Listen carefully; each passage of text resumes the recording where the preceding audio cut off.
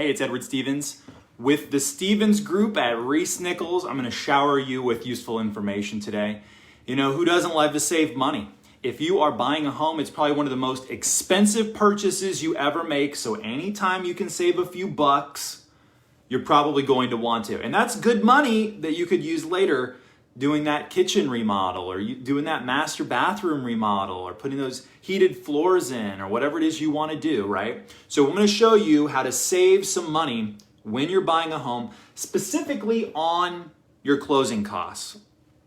It's sad how many people are shopping. There's probably millions of people in America shopping for a home right now who either, number one, they don't know what their closing costs are, like a dollar amount, an estimate.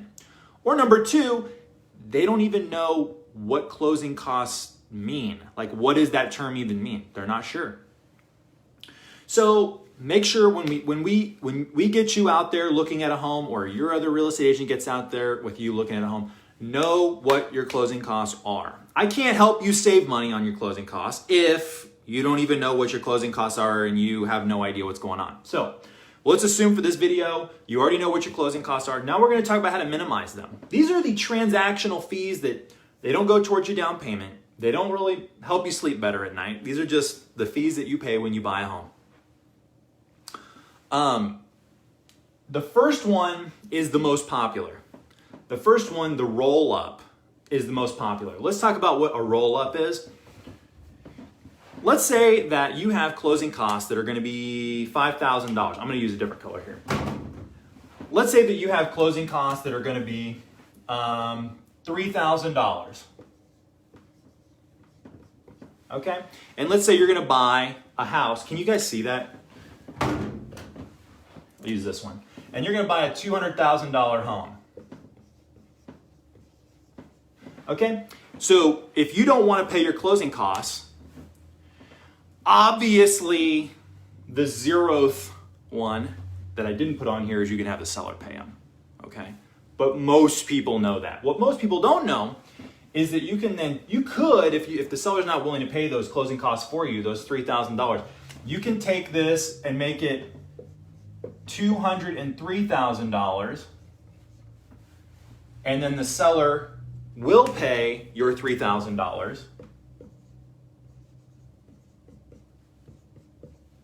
because to the seller, he probably doesn't care. He's looking for $200,000 and he doesn't really care what math he has to do to get it. So this strategy works most of the time.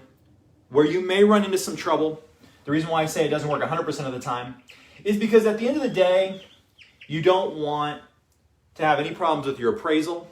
The bank is going to be curious about what this home is really worth. As you've watched my other videos, I'm sure you realize there's going to be an appraiser. The appraiser is going to come out, and if the house doesn't appear to be a $203,000 house, they're going to probably have something to say about that, and they may ask you to change it back or otherwise renegotiate that transaction with the seller. Doesn't happen very often, but something to keep in mind. So that's one way to not have to come out of pocket for $3,000 that you don't have, right? If the seller's not otherwise willing to pay for them. So that's what a roll-up is. Let's talk number two about one of my personal favorites. I've had the luxury, I've had the pleasure of being able to flex on you guys with this a couple of times too. This is your interest rate buy-up. So, as I've said before, you have like scales when you are buying a home, right? So like this is your loan. On the one hand, you've got, let's say, your closing costs.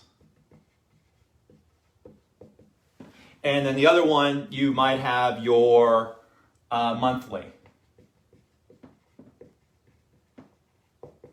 payment, okay? And the whole idea, you know, all other things being equal, I mean, like in general, if you can make your closing costs go down, it's going to be if you're going to just change the loan, if you're not going to rework the entire transaction, but if you're going to actually just manipulate the loan, if your closing costs go down, your monthly payment's going to go up. And that's going to come in the form of an increase in your interest rate.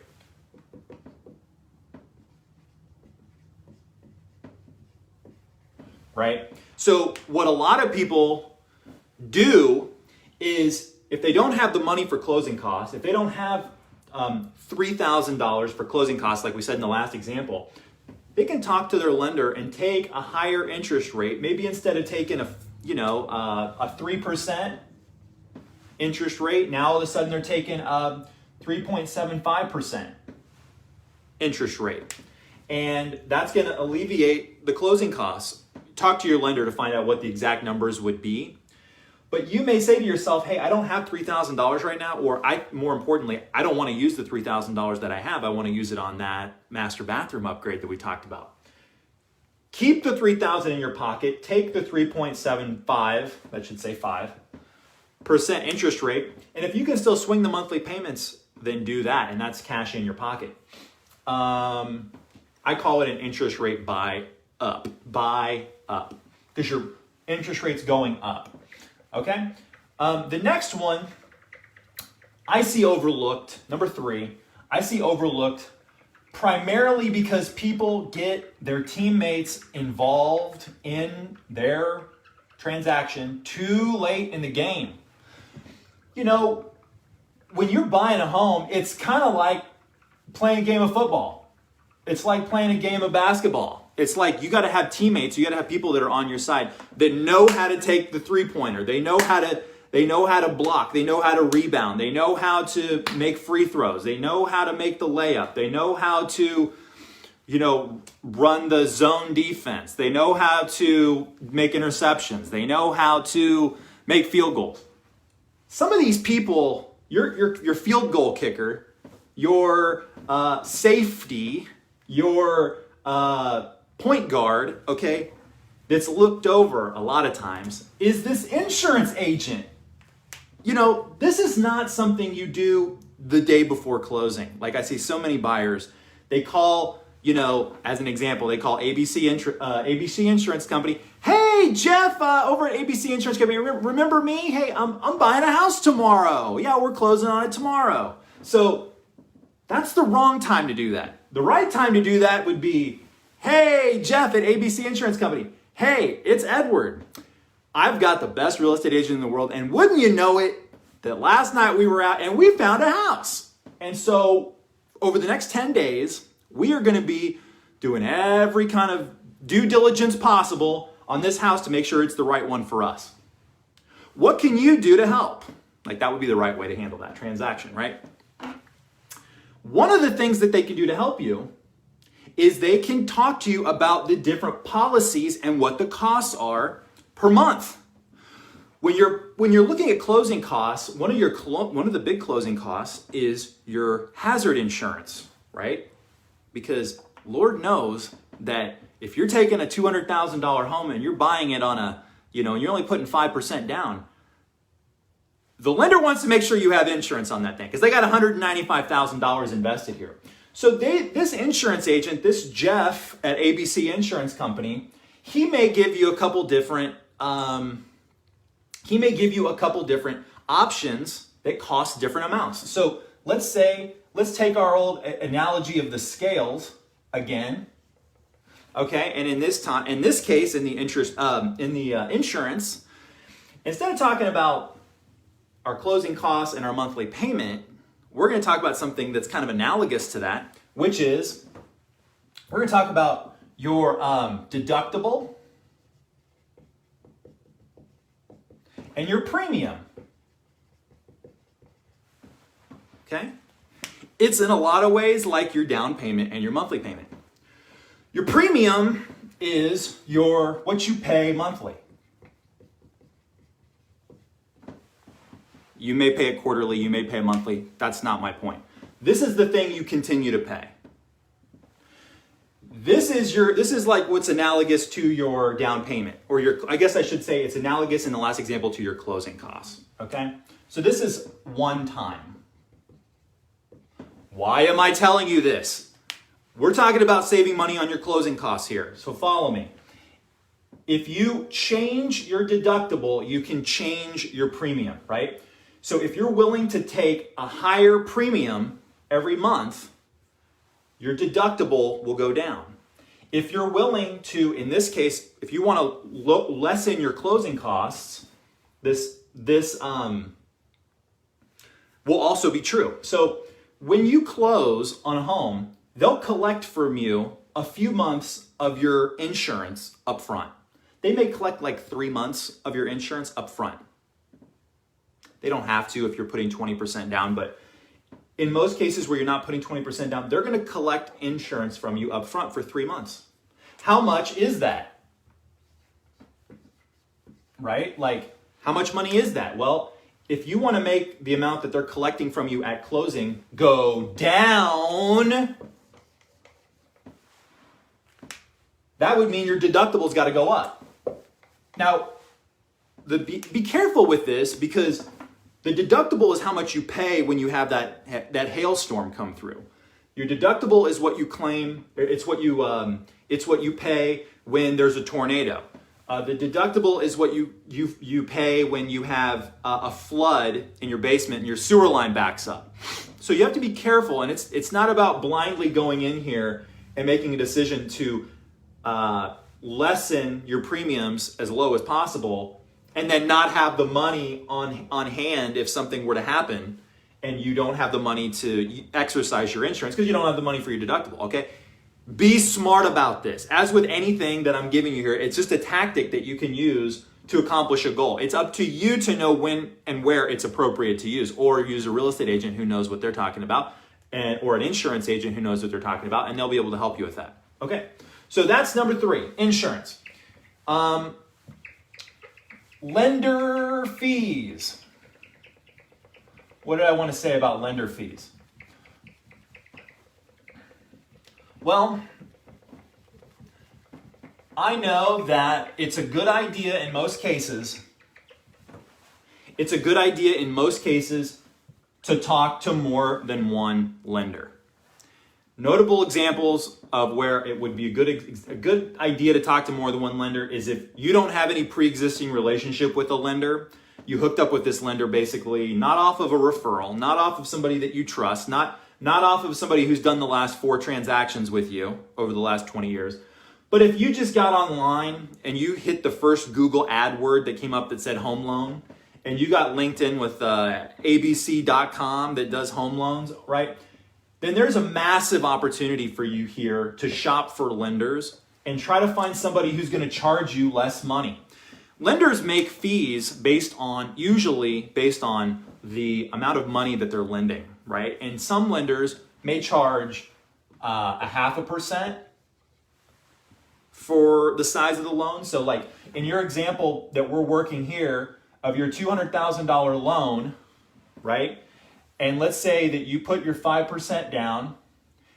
And so that means you had approximately $190,000. There's maybe some other minor fees here. But if you're going to take a $190,000 loan, lender A may make his money at 0.5% of $190,000. But I have seen fees that are much higher. I've seen fees where they charge, I've seen where they charge 1%. I've seen where they charge 2%. I've seen where they charge more than 2%. And does it mean that you're getting ripped off if somebody charges you 2% rather than 0.5%? No, that's not what that means.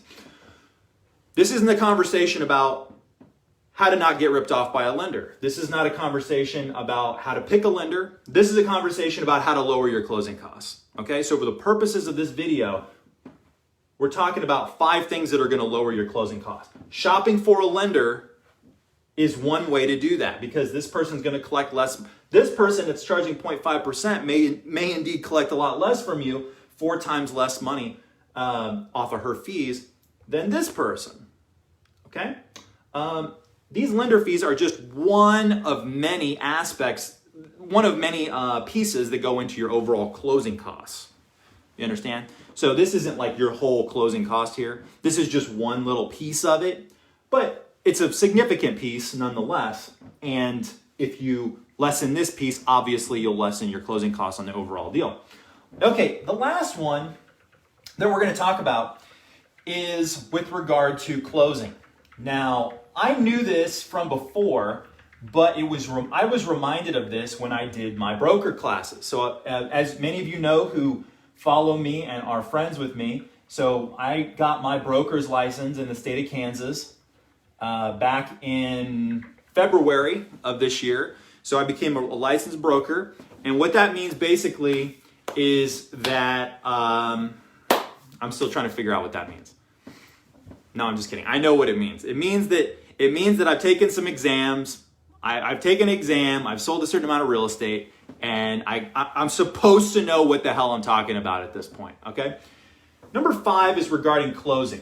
When you close can have a dramatic impact on how much money you're paying on closings for closing costs.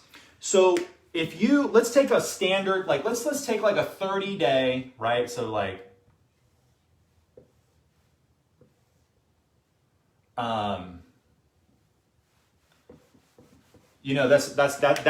that's a representation of a calendar for a month. I understand that that's not.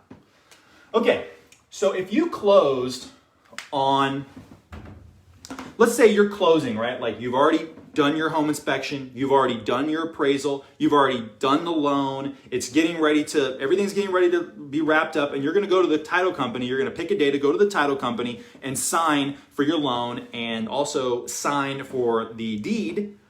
What day of the month you close on will change how much your closing costs are. So again, if you're trying to lessen your closing costs, pick what I'm going to tell you here.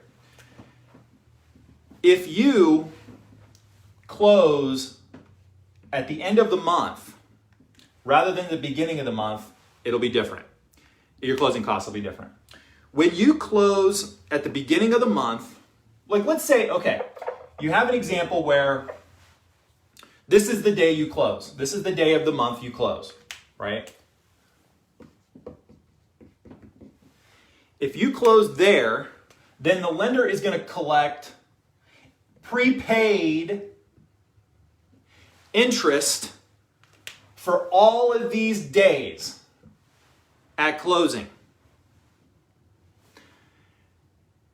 At closing, not later. Like when you show up to the title company, you have to pay prepaid interest for these days, okay? So obviously, if you close later in the month, you'll have less prepaid interest. If you close here, you only have to pay the 1 day of prepaid interest, and then your closing costs are less as a result. And again, if you've only got $3,000 in your bank account, if you've only got $6,000, $9,000 in your bank account, $10,000, $12,000, $15,000 in your bank account, and you're trying to make a home purchase, why not know these things? You know, you're going to spend money on appliances. You're going to spend money on your down payment. You're going to spend money on 100 things. You're going to spend money on 100 things. Why waste it by not knowing these things? Okay. Finally, I want to talk to you about one quick tip that you can use. Most people don't know, but a quick tip that will help you lessen your monthly payment. Because I have used this many times, and what it is it's the opposite of your interest rate buy up. Okay, you guys you've heard of this idea of buying down your interest rate or buying points. Okay, you talk to your lender. Let's say you talk to your lender. We're going to go out. You and I are going to go out. We're going to go see a $250,000 home. Now let's make it sexier than that. We're going to go buy $1 million home. Okay, we're going to buy $1 million home. We're going to go buy $1 million home, and you talk to your lender ahead of time, and he says, "Hey, closing costs are going to be about 20 grand." Okay. So what we could do is we could ask the seller to pay those closing costs. That's right. We could do that. And the seller may agree, and the seller may do it willingly, or you might have to negotiate. But let's say you've got $20,000 in your closing costs, okay?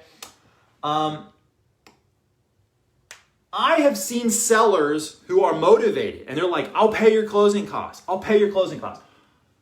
Well, what if you ask the seller to pay in excess of your closing costs?